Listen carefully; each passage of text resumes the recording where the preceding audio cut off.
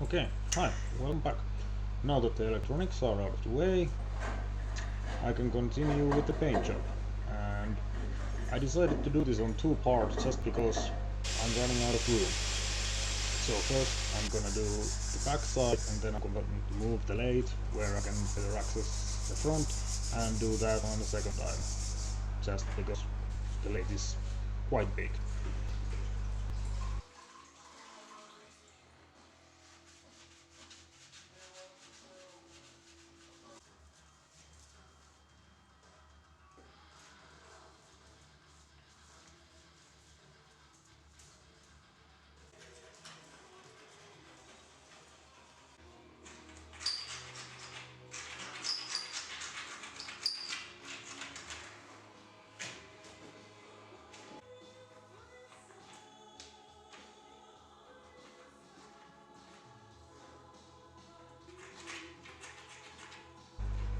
I tried to use some paint remover, but it didn't work quite well. It removed the green paint that was put there after. I mean, somebody did some kind of rebuild to this lathe at some point, but it did nothing to the paints underneath, and I tried applying it 2 times, but no luck. So I just stopped using it because it does make kind of mess, and I get to buy a new tool, a needle gun.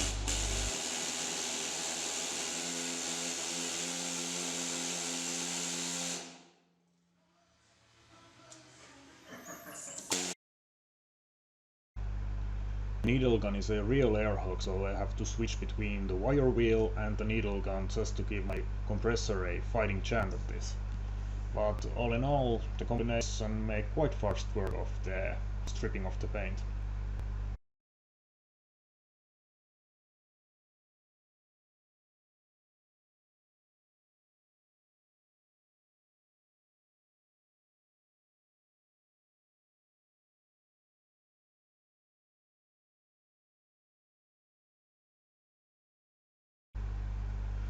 The lathe originally had some putty on it to smooth out the rough spots on the castings, and when somebody did another paint job to this lathe at some point of its life, they really applied liberally some more putty to it. I'm just gonna make a choice of not using that. I'm gonna get rid of all the putty and all the paint, and I'm just going to paint it. It's not a fancy sports car, it's not supposed to be shiny and all that. The casting is decent looking enough for a tool, and the paint is there to protect it from rusting and making it look decent enough to be in a shop, so that's why I'm not gonna bother myself with making smooth surfaces on a lathe.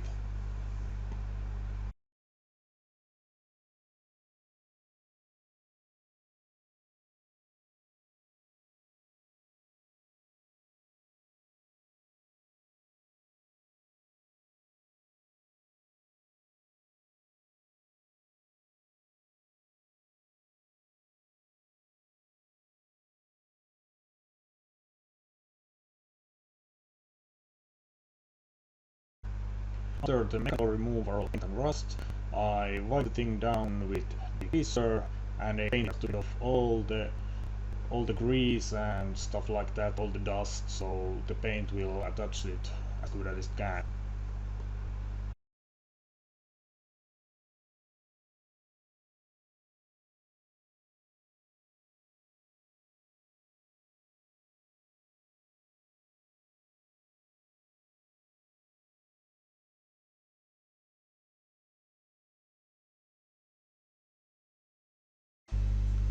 I'm using a Hammerlight direct to rusting paint in a smooth silver finish paint.